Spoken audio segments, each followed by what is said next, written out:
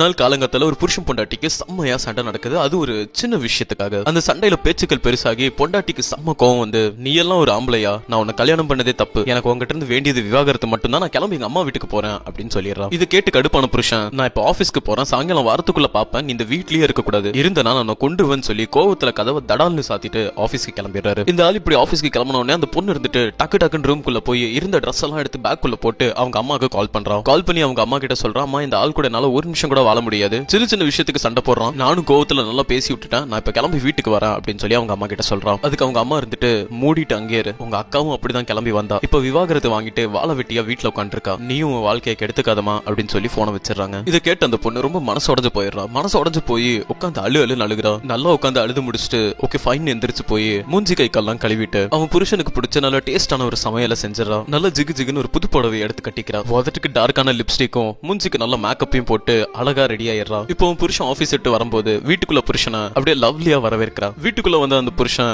Confuse ஆகி தான் வீட்டுக்குள்ள வராரு. வந்த உடனே அவருக்கு நல்ல டேஸ்டா சமைச்ச சாப்பாடு போட்டு கொடுக்குறா. நல்ல டேஸ்டான சாப்பாடை சாப்பிடறதுக்கு முன்னாடி அந்த ஆம்பளை, ஏய் சாரிடி, என்ன மன்னிச்சுக்கோ, இனி நான் இப்படி பண்ண மாட்டேன்னு சொல்லி கண் கலங்கி போய் மன்னிப்பு கேட்கிறாரு தான் பொண்டாட்டிக்கிட்ட. அதுக்கு அந்த பொண்ணு இருந்துட்டு, விடுங்க, என்கிட்ட தானே கோவத்தை காட்டினீங்க, சாப்பிடுங்கன்னு சொல்லி சாப்பாடு போடுறா. சோ ரெண்டு பேருமே எதுவுமே ஆகாத மாதிரி ஒண்ணு சேர்ந்துடுறாங்க. சோ இதுல இருந்து தெரிஞ்சுக்க வேண்டிய விஷயம் என்னன்னா, தாய் தந்தையர்களே, உங்க பொண்ணுடைய வாழ்க்கையில சின்ன சின்ன விஷயங்களுக்கு மூக்க நுழைக்காதீங்க.